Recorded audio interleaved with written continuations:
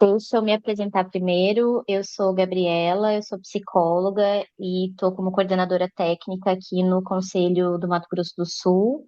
Hum. Gabi, se quiser se apresentar também, só para. Eu sou psicóloga também e sou assessora técnica, como eu tinha te falado, aqui no CRP14. Aham. A Gabriela é conselheira. Não, eu sou coordenadora, sou funcionária também. Ai, que bárbaro! Vocês dois, por que que eu tô achando bárbaro? Porque os funcionários se mantêm, né? Coordenadora. E a Gabriela Sim. é assessora, né? Uhum. Perfeito. E aí a gente veio justamente a pedido da nossa diretoria, a gente tinha repassado a sua demanda. Uhum. E a proposta era entender um pouquinho mais, te ouvir, e entender como que a gente pode adequar, né? A gente pensou, talvez seja uma conversa com a categoria ou com a nossa equipe, os nossos conselheiros. Uhum. Enfim, a gente queria entender um pouquinho mais do seu trabalho mesmo. Ai, que bárbaro. Muito, muito ótima essa oportunidade, como eu estava falando com a Gabriele. Isso é maravilhoso, essa sensibilidade de vocês por tema, Gabriela. Fiquei bastante satisfeita com o movimento de vocês. Pediram os documentos, né? Avançaram, isso foi muito maravilhoso. Então, antes da gente, falar exatamente do que é o trabalho, eu queria entender.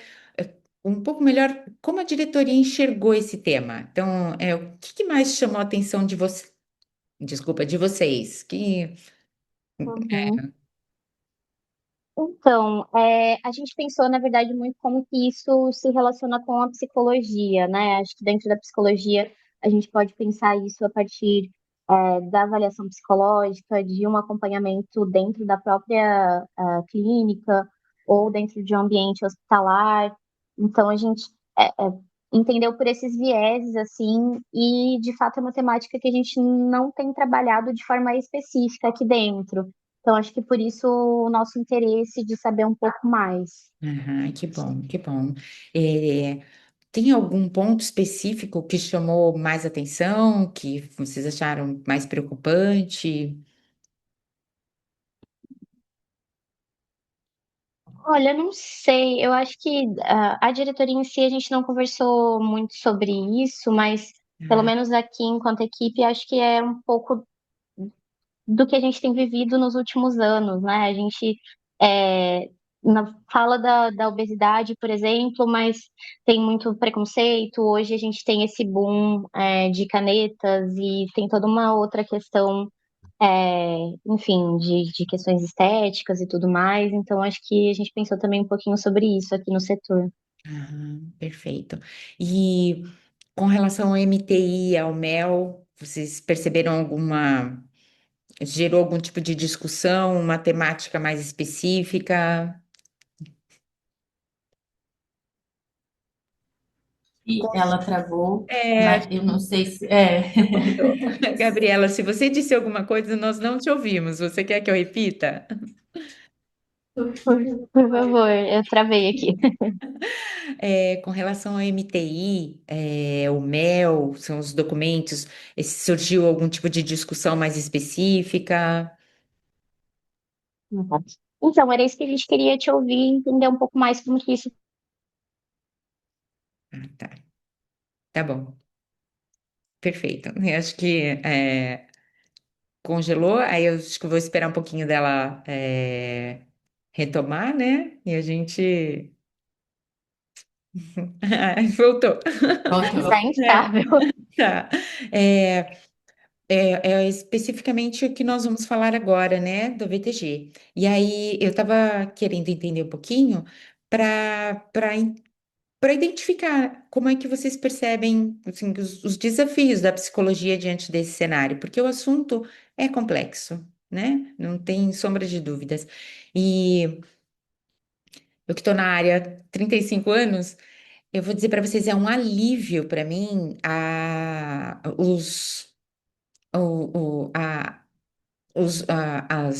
as normatizações que a gente está vendo agora, esses marcos regulatórios, porque a nova NR1 ela pôs luz nos danos psicossociais que antes você podia gritar o que quisesse, que praticamente era irrelevante, né?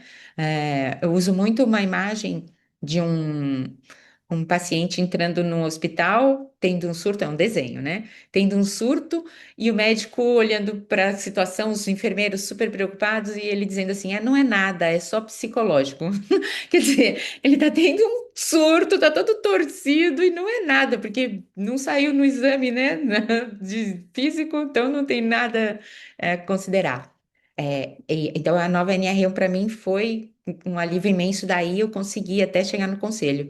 Porque antes disso, nós tínhamos a lei, brasileira de inclusão, que está dizendo: olha, a obesidade vai chegar neste lugar, que é a de imobilidade. Mas não adianta a gente pressionar a pessoa para emagrecer a ferro e força, como nós estamos vendo a questão da medicação. E não é uma condição nova, eu vou dizer, porque um tempo atrás nós tivemos o Xenical e outros medicamentos que e as próprias cirurgias, né? Então, assim, elas vão fazer uma mudança estética, mas e as mudanças internas? Não, não dá para a gente, pelo menos aos meus olhos, não dá para a gente pensar que a psicologia é para ajudar a pessoa a ter força de vontade para não comer. Aqui a compreensão é que a fome é pulsão de vida e o inibir a fome ou não ter fome é pulsão de morte. Então, a pessoa ela vai se deslocar de uma condição de compulsão por comer para um lugar de compulsão por não comer. Então, o que eu gostaria de discutir com vocês é esse espaço que é essa pessoa está em sofrimento, por isso que ela chegou na condição de obesidade, e a gente impõe mais sofrimento para que ela emagreça à força. A gordura corporal foi uma adaptação da célula para ela sobreviver a essa pressão e sofrimento que vem experimentando nessa vida, né?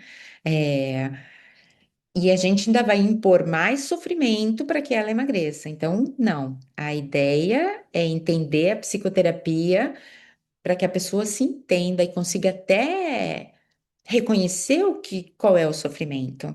Então, vou fazer um paralelo com uma pessoa que está num relacionamento abusivo, não obesa, vamos colocar assim. É, como que é sair dessa relação? Qual é o preço de sair dessa relação? Não dá para a gente entender que a obesidade é um vício. O alimento é uma necessidade para funcionar a célula. Como que eu vou dizer que o que acontece com uma dependência por álcool ou por qualquer outra droga seja similar em qualquer condição com uma dependência por alimento? É um gasto muito maior que essa pessoa que está em condição de obesidade está sofrendo, vou dizer assim, justamente pelo esse sofrimento. O gasto energético é muito maior para ela suportar o sofrimento. Então, o que a psicoterapia tem que fazer, não sou eu que vou dizer, mas o que eu quero é mostrar o lado da pessoa em condição de obesidade, que não é emagrecer na pressão. É o contrário, é a gente ajudar essa pessoa a reconhecer que dói, do que ela precisa, vou dizer entre aspas, se livrar ou resolver ou enfrentar. Faz sentido essa fala? Sim, com certeza. A gente ainda vê muito a perspectiva de culpabilização dessas pessoas, né? Elas estão assim porque querem, ou enfim, não se cuidam e tudo mais. Isso. Então, acho que é bem importante realmente, e na verdade é só, enfim, o resultado de todo um processo psíquico anterior, né? É esse o ponto. Então, ela não está em condição física, como eu mostrei no MEL, de fazer exercício físico agora. Muitas vezes é a Uhum, fisioterapia, e em muitos casos é antes da fisioterapia, uma terapia ocupacional, porque precisa de uhum. outros cuidados. Então, por exemplo, o primeiro encaminhamento que eu faço é para fonoaudiologia, que vai trabalhar, né, o sistema mastigatório, porque olha que importante. Vamos pensar voracidade alimentar. Se eu tô ansiosa e como vorazmente e sofro de compulsão alimentar, eu vou dar 3 mastigadas, vou brincar assim, né? Num pedaço de coxinha, num pedaço de um lanche e já engoli. Na fono, ela não vai falar assim, coma menos coxinha, não coma lanche ou coma só um lanche. Ela vai falar, vamos mastigar. E o que acontece quando a gente mastiga muito? Não cansa? Então, a gente vai encontrando pontos, mecânicos de saciedade que são informados para o cérebro, por exemplo, mecanoreceptores da mastigação. Eu não- s- é, é, eu vou conectando com o meu corpo, a minha mente vai entendendo condições do meu corpo. A fome não passa porque eu comi muito rapidamente, não deu tempo de elevar, por exemplo, a glicemia no sangue para sinalizar a saciedade. Por isso que não se compara em nada com qualquer outro tipo de compulsão. Compulsão alimentar é uma necessidade de nutrientes. E isso tudo, racionalmente, com quem não tem esse problema, é muito fácil de falar e de entender. Mas e na prática, né? Então a gente precisa dar esse tempo de prática para que a pessoa compreenda, e por isso ela vai para a fono, para eu não ficar falando. Então, na fono ela vai fazer exercícios práticos, vivências, porque, como a gente colocou no mel, precisa ser vivenciado, o corpo precisa sentir. Daí a ideia da VTG. Né? Para a gente não pegar e fazer aquela leitura de tudo aquilo, porque são poucas pessoas que vão ter essa disposição para tanta leitura, né? Mesmo sendo profissionais. E por isso a VTG é algo que leva para a prática de uma maneira, eu vou dizer assim, até um pouco lúdica, né? Um pouco curiosa. Eu vou mostrar aqui a primeira tela. A VTG, nós vamos trabalhar inicialmente num site. Eu vou pegar um. A VTG para profissionais. E ela instiga essa questão, e a gente vai fazer juntos, né, coletivamente, pensando algo assim: o cuidado biopsicossocial já chegou às escolas. E é bacana porque vocês estão com um curso, né, para começar em agosto, de psicologia escolar, não é isso? Eu vi no site. É um seminário que a gente vai ter em Ah, agosto. seminário. Entendi que fosse Isso. uma formação. Perfeito. Porque é isso que está acontecendo com as escolas. A lei de educação alimentar, muitas regras, a própria NR1 está atuando nas escolas e não era uma coisa tão observada antes. E o cuidado biopsicossocial está chegando às escolas pela questão da NR1 e pela questão da lei de educação, da lei de educação alimentar, de 2018. É obrigatório. Então, eles estão se organizando também para fazer muitas mudanças. Agora, quando isso chega nas escolas, a lei de educação alimentar, vai falar sobre obesidade. Então, acontecem os encaminhamentos. E a equipe está preparada para esse atendimento biopsicossocial? E é nisso que a gente vai fazer. Então, ele vai para uma sequência de perguntas, e nessa sequência de perguntas não tem certo, não tem errado, é como a pessoa experimenta. E por isso que eu tinha comentado, a gente pode, cada pessoa participante na reunião, abrir o próprio aplicativo e responder, que aí ele vai tendo uma linha de evolução aqui em cima, né? Ou a pessoa pode, num papel, eu não quero colocar as minhas informações, né, em algum lugar. Num papel, marca lá a sua resposta A, B, C ou D. Também, é, eu prezo muito pela não invasão. Porque o tempo inteiro nós estamos sendo invadidos, né? E por isso a ideia de marcar num papel. Ninguém vai ver o que você marcou no seu papel. Então, mas você vai saber o que vai acontecer com o resultado, né? E isso é um ponto que que eu particularmente foco bastante. Então, O que que a VTG não é? Ela não é uma capacitação, não é um curso, não é uma palestra, não é uma consultoria e também não pretende convencer o conselho de nada. É uma realmente é uma experiência pessoal, porque são perguntas que vão me levar para essa reflexão. Ó, pode anotar. Eu prefiro esperar. Pode anotar.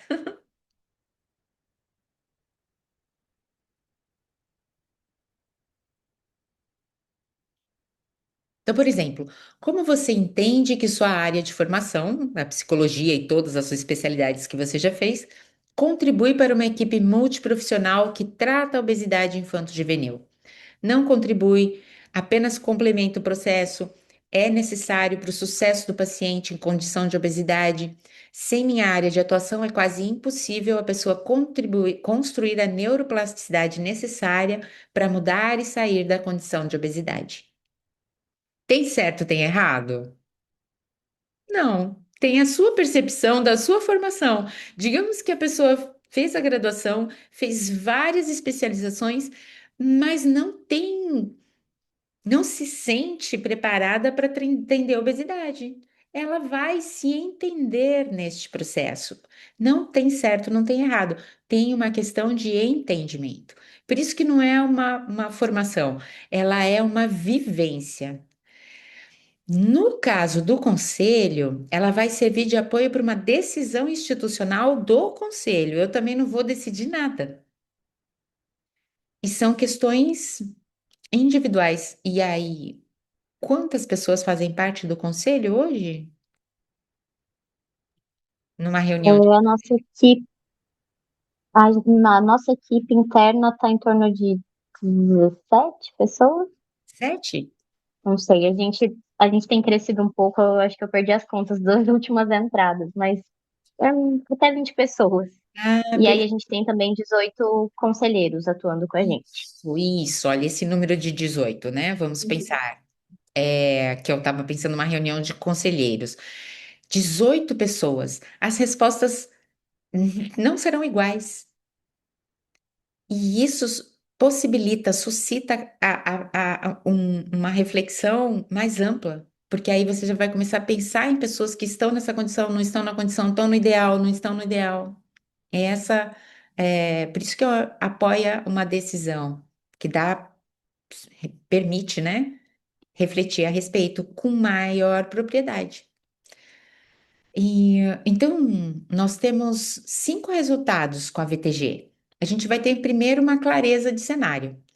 Nós vamos, porque hoje está tudo fragmentado. A gente olha a NR1, a Lei AN de Educação Alimentar, a obesidade, a saúde mental. Então, pensando em escolas, como que está a situação? Particularmente, eu entendo que a escola é só um reflexo da sociedade. Mas assim, as pessoas acham bom culpar a escola em vez de pensar na casa, né? Vamos em frente. Então, esses assuntos eles aparecem em separado, mas a VTG vai mostrar que essas peças estão conectadas. Não, não dá, é o todo, é a complexidade, é nessa linha que eu trabalho, né? E o segundo resultado é a clareza sobre o papel da psicologia. Então, não é para discutir competência profissional, é compreender mesmo onde a psicologia pode contribuir, onde começam os riscos, onde existem as possibilidades e oportunidades institucionais. É, a VTG tem esse papel. Por isso que ela começa, né, com a sua formação. Você acha que contribui? Não contribui? Porque nós vamos entender alguns pontos. O terceiro é a gente vai sair da reunião com uma linguagem comum. E, então, aí, né, um grupo de pessoas, não precisa ser só da diretoria, sempre vai ter experiências diferentes. Então, nós vamos encontrar um referencial comum.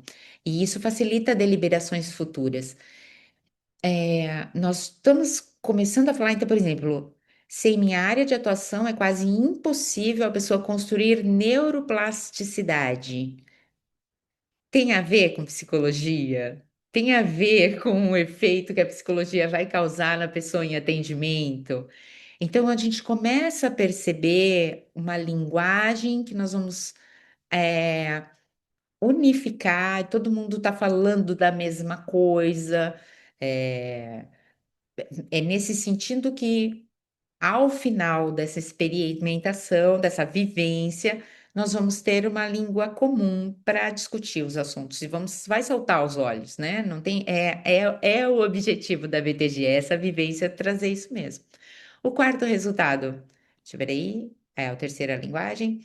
O quarto resultado, identificar um estágio de maturidade institucional. Então, com ela, né, nós vamos identificar quais são os estágios e vocês não precisam nem verbalizar, podem discutir isso depois. Vocês mesmos vão se encontrar onde é que está, vamos dizer assim, o Conselho Regional de Psicologia do Mato Grosso do Sul em relação ao cuidado biopsicossocial da obesidade.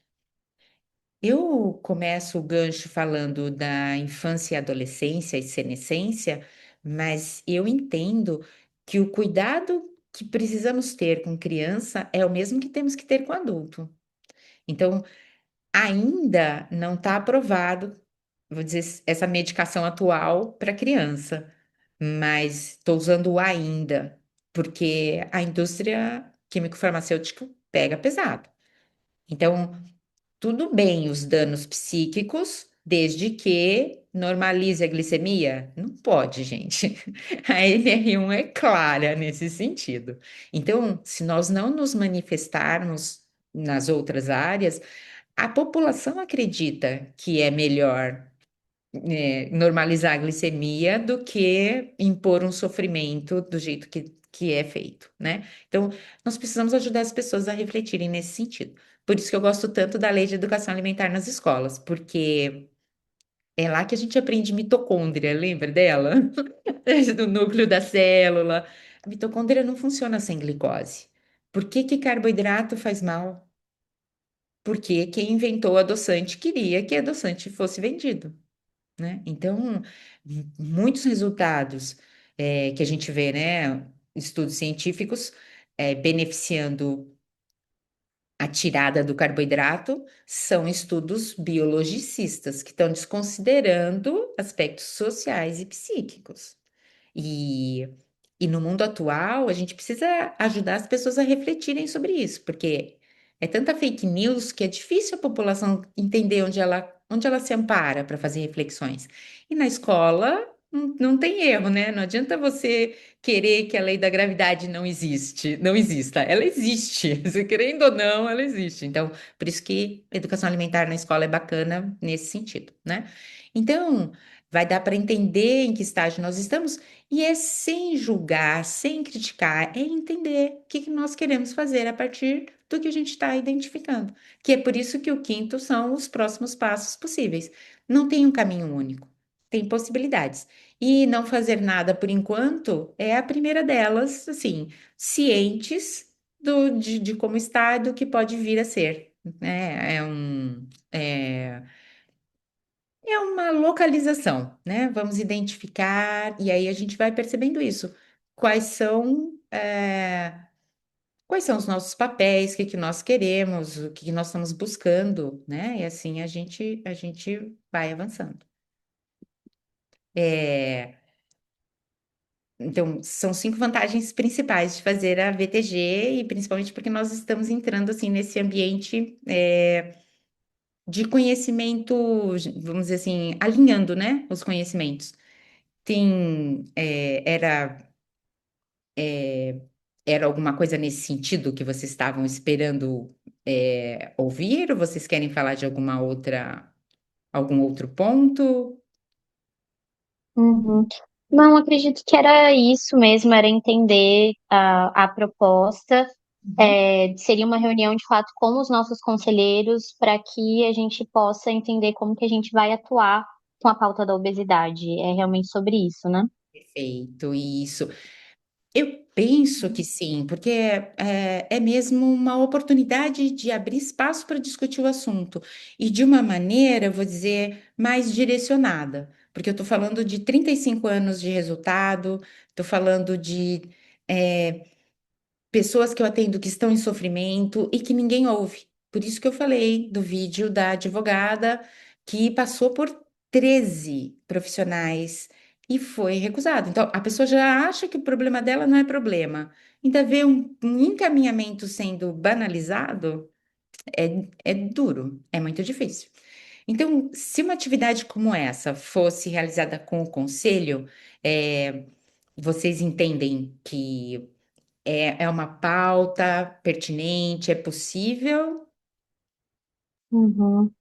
É possível, assim, nós, enquanto conselho profissional, o nosso objetivo é especialmente a orientação e a fiscalização da categoria profissional, né? Hum? Então, acho que o nosso papel ele estaria muito atrelado a isso, a orientação da categoria sobre como atuar nessa área.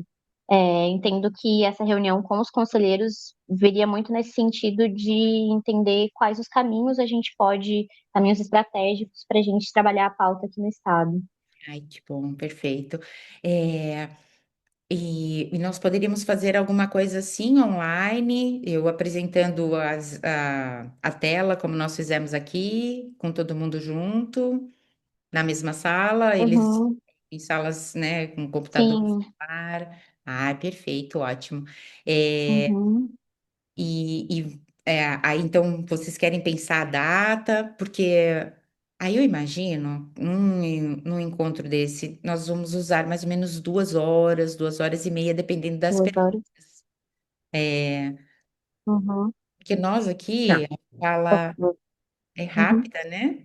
E nós nem fizemos a VTG, uhum. né? Então, Sim, sim, é para termos uma ideia mesmo. Então, tá.